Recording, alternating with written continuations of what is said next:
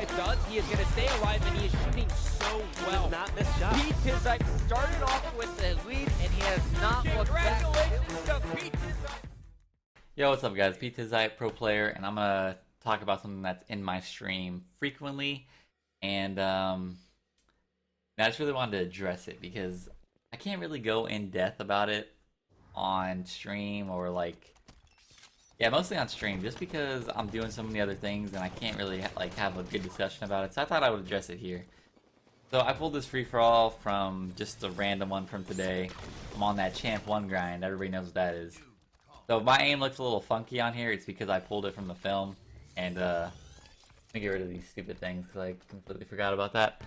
But yeah, so I wanted to talk about individual skill. I get asked if there's any way to get better at the game from people that are new, obviously, or people that have been grinding that can't really get there. And I want to give a couple tips of just, how to get there. So honestly, free for all. Everybody who knows me or knows of me and is a fan of me knows that me and Straight came up from free for all. That's what we're known for. FFA kids, whatever you want to say it. And I want to say a lot of the greats came from free for all. You got people like Ola, aka the Wizard, Karma, the 1v1 and free for all god, Strong Side, another free for all god, Walshy. I don't even think he needs a name. Naded, they all played free for all and they all did extremely well in it.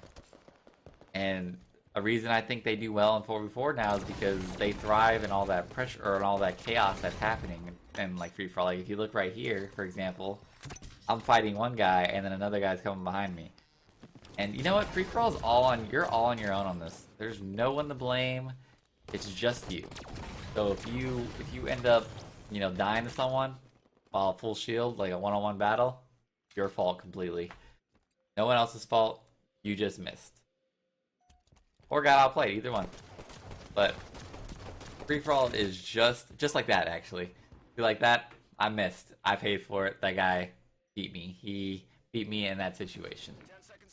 So, in my opinion, free for all is all about individual skill. It may be a little bit of luck, obviously, with finding a lot of people, finding a lot of weak people. I don't disagree with that at all. I definitely think there's some luck involved when it comes to that. In my opinion, Straight Six the luckiest guy when it comes to finding everybody that's one shot. That's neither here or there though. But like I was saying, most of free for all is based purely off your shot and just a little bit of luck. Honestly, if you have a good shot, I mean, more than likely you'll win a good amount of your games. I think Straight Six, honestly, I know I'm referring to him a lot, but he's just he's one of my best friends, so me and him talk all the time. He said something to this guy one time, and I laughed at it, but it was honestly kind of true. He asked, or he was like, "Hey, Straight Six, how do you win so many free for alls and do it so consistently?" And he answered, and he was like, "Don't miss." And you know what? I know he was being a little cocky person at the time, but that's just Straight Six. And when I thought about it, I was like, you know what? He's a little bit right though. I mean, you don't miss in free for all, more than likely you'll win. Because if you're seeing 25 people and you don't miss, you're gonna get 25 kills, more than likely, unless someone steals them. But not missing definitely helps your chances of winning. So that's one thing I can say about individual skill and getting it up. Another thing people ask when it comes to individual skill, how do you pick the right sensitivity?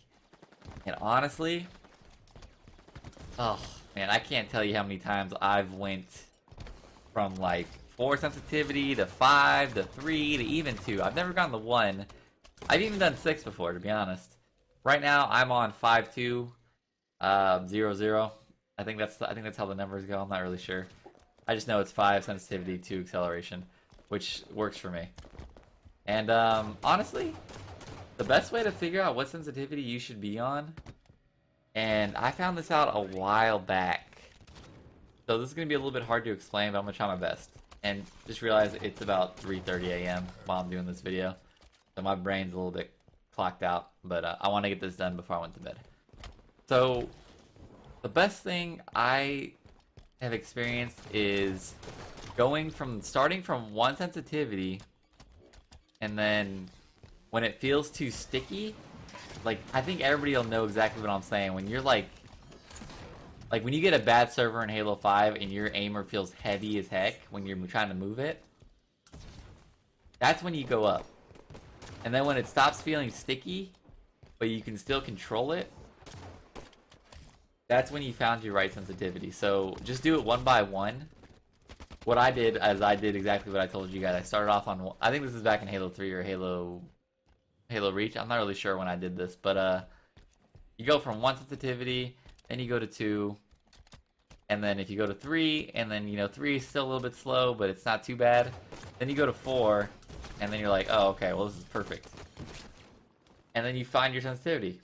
Mine on Halo 5 happened to be 5.2. I feel perfect with that. It doesn't feel too fast. I don't lose control of it, and it's not too slow. But personally, that's what I think works, in all honesty. And yeah, when it comes to like, there's one more thing that I want to talk about. I want to hurry up and get this out of the way before the video ends. I don't know how much longer I got, but I want to talk about this. Was people ask me about positioning and knowing exactly what to do in each situation, and honestly, that just comes from playing Halo. It's like you experience that situation. Like, for example, I'm gonna go up this ramp right here. I don't know what's exactly gonna happen. I see a guy over here on blue curve. You know, I experienced that, so I know that that's not a bad play. Obviously, this is completely random. That honestly has nothing to do with anything, but it's all about experiencing is what I'm trying to get out of this. It's all about experiencing. You play more, you experience more situations, you add it to your attributes, per se, and you basically will always hold on to that, and in the back of your mind, you'll be like, oh, this doesn't work, or going P2 works, and holding P2 most of the time. I get a lot of kills cycling around streets, or when I want to get pink base back, or when I want to get pink control back, you go car 2, and you get a carbine, and you start shooting across the map, you pick them off, your teammates push them. Stuff like that. It all comes from just experiencing. So hopefully that kind of covers it. I don't really think there's any more, but it all comes with learning. Don't try to grind the hardest, because there's people that can play less than anyone and learn a lot more than the person that played no amount of time. So be smart when you're grinding. Don't just sit there and mindlessly just play and don't really learn anything off of it. That's my best advice I can give you. And honestly, I hope this video helped you guys. That's all my tips that we talked about. Getting your individual skill up in arena or free for all. Sensitivity. Learning what play to do in what situation. And hopefully that helps you guys. I really hope it works, and hope you guys like this video. If you guys want to see more like this, make sure to comment, like, subscribe, and I will try to do more in the near future. Again, talk to you guys later. Peace.